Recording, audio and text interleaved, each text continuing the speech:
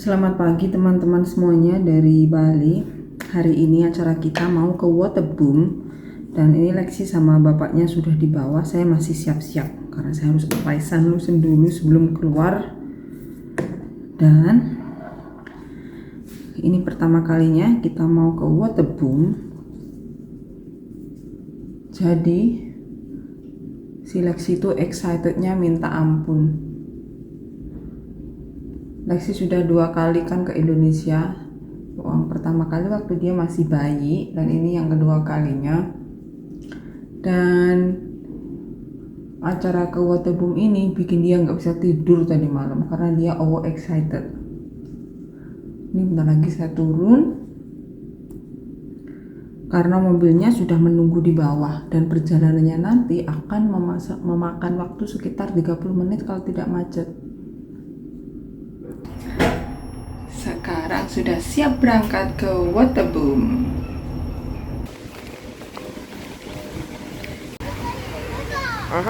Kita sudah sampai di Waterboom. Kita sekarang mau naik ke Lazy River. Hujan juga.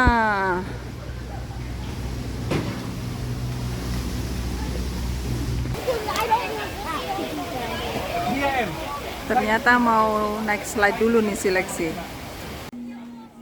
Saya melihat slide yang begitu tinggi, sudah takut dan merinding duluan. Tetapi si Lexi, dia tidak ada takutnya sama sekali. Dia berani. Tetapi si Lexi cuma boleh menggunakan slide yang berwarna hijau. Dan juga kalau mau turun dari slide ini ya, harus naik berapa puluh tangga itu sampai atas. Mungkin ada 100 tangga lebih ya, baru bisa menggunakan slide. Jalan di naik tangganya itu sudah capek. Ini saya dan Lexi antri di salah satu slide-nya, dan sudah sampai di atas saya itu takut mau slide turun. Jadi Lexi slide turun sendirian. Karena saya takut dengan hampir semua permainan yang ada di Waterboom ini, kita sekarang mau mencoba Lazy River. Siapa sih yang takut dengan Lazy River? Tidak ada, dikarenakan Lazy River ini cuma duduk di atas pelampung ya. Terus sungainya ini juga tidak dalam sama sekali.